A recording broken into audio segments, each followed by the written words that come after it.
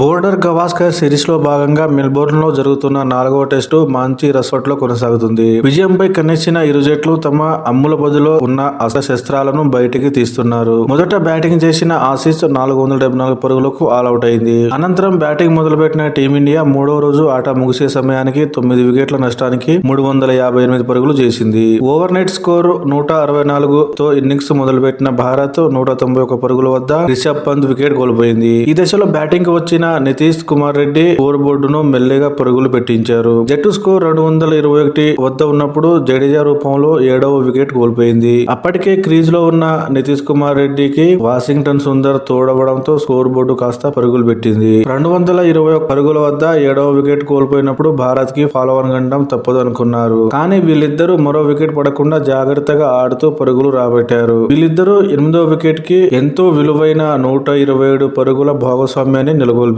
ఈ క్రమంలో సుందర్ తన అర్ధ సెంచరీని నమోదు చేసుకున్నారు. దీంతో భారత్ ని ఫాలోవన్ గండం నుంచి గట్టెక్కించారు. ప్రమాదకరంగా మారిన ఈ జోడీని విడగొట్టడానికి చాలా ప్రయత్నాలు చేసింది ఆసీస్. చివరికి నాథన్ లియోన్ అవుట్ చేశారు. ఇతడి బౌలింగ్ లో స్టీవెన్ స్మిత్ కి క్యాచ్ ఇచ్చి పెవిలియన్ కి వెళ్లారు. దీంతో 127 పరుగుల భాగస్వామ్యం తెరపడింది. 9వ వికెట్ గా బ్యాటింగ్ కి దిగిన జస్ప్రీత్ బుమ్రా పరుగులేమీ చేయకుండా వెనుదిరిగారు. చివరి వికెట్ గా సిరాజ్ బ్యాటింగ్ కి రావడంతో నితీష్ తన తొలి సెంచరీ నమోదు చేస్తారా లేదా అనే అనుమానాలు వ్యక్తమయ్యాయి. ఆ తర్వాత నితీష్ కుమార్ రెడ్డి కెరీర్ లో తన తొలి సెంచరీని నమోదు చేశారు. దీంతో వెలుతురు లేమి కారణంగా మూడో రోజు ఆటను నిలిపివేశారు. నితీష్ కుమార్ రెడ్డి మరియు వాషింగ్టన్ సుందర్ టెస్టు క్రికెట్ చరిత్రలో 8 మరియు 9 నంబర్లలో బ్యాటింగ్ చేసిన తర్వాత ఒకే ఇన్నింగ్స్ లో 150 కంటే ఎక్కువ బంతులు ఎదుర్కొన్న మొదటి జోడీగా నిలిచారు. మెల్బోర్న్ లో మూడో రోజు ఆట ముగిసే సమయానికి నితీష్ కుమార్ రెడ్డి 176 బంతుల్లో 105 పరుగులతో నాట్అవుట్ గా నిలిచారు. ఇక భారత్ స్కోరు 9 వికెట్ల నష్టానికి 358 పరుగులు. తొలి ఇన్నింగ్స్ లో